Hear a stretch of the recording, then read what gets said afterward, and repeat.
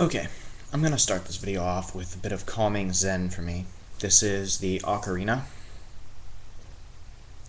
and it is from Zelda Ocarina of Time. Well, it's not from there, but this is how you'll best know it if you're a video game nerd. Anyway, I'd just like to play a little tune first to get me in a correct state of mind. This is Saria's song from the Forbidden Forest.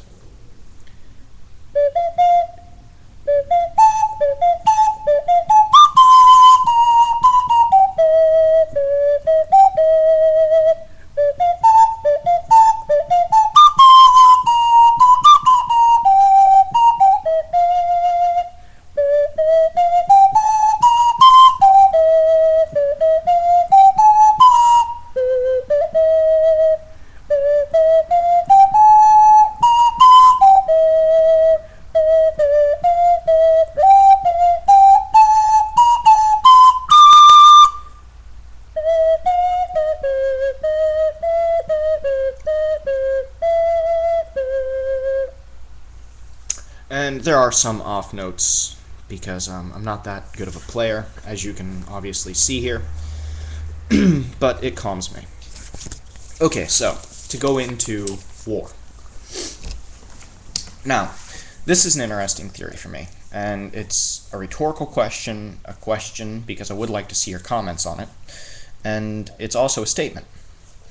Now, this was brought about by Rosebush's video Surrender, and he was talking about Napoleon surrendering at Waterloo to the Duke of Wellington, and he said that, well, this army was obviously stronger than Napoleon's army, and Napoleon saw this, and it was a reality, and that's why he surrendered.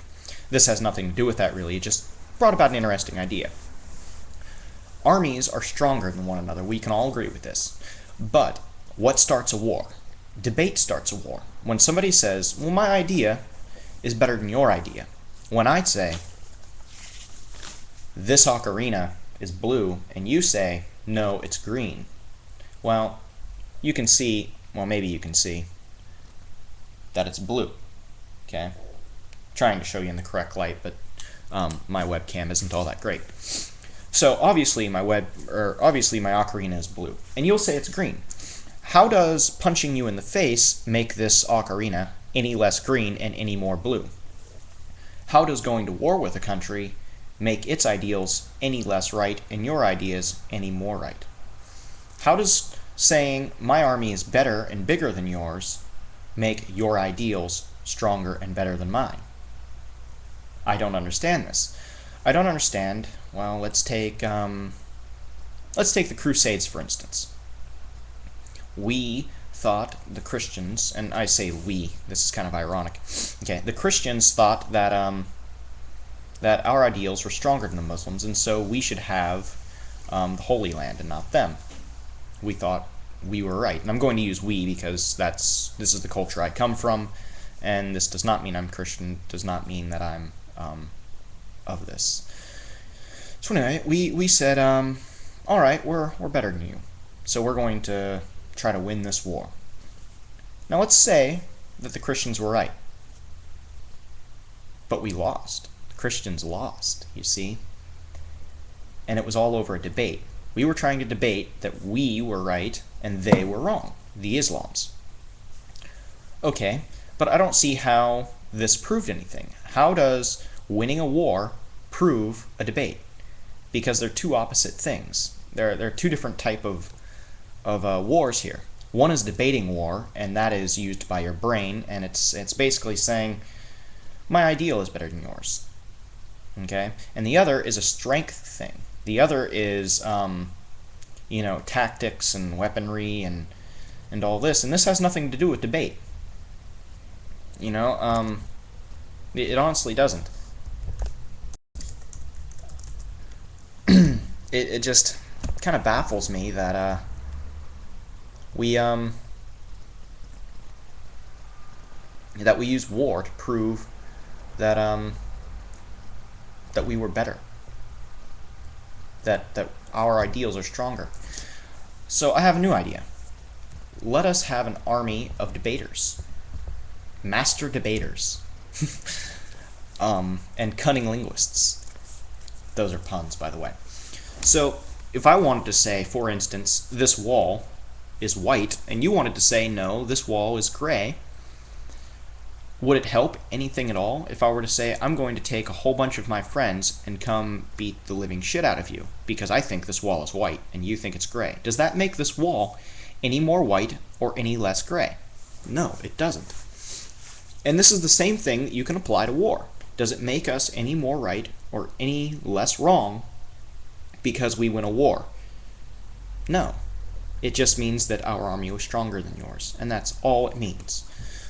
So, if I wanted to say our culture is better than your culture, rather than getting an army together and saying, we're going to kick your ass, let us get an army up and recycle.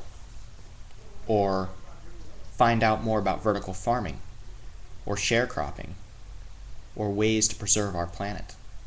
That would prove to me that our society is better, and that the Eastern society is wrong. And I use Eastern and Western because this is one of the things that are going on in our day and age. And we can understand that they are them and we are us. And I don't even believe in that. I don't believe in them and they and us. I really believe that we're all human beings on this planet and we should all have no nationality. But anyway, I'm not going into my views on that right now. So, this is a question to you, and please post comments. I'm not saying I'll comment back, and I'm not saying I'll debate on this issue any further, though I might. But I would like to see your opinions on this, and whether you think war is a necessary thing to prove a point. Do you think that war is necessary to prove a theological debate?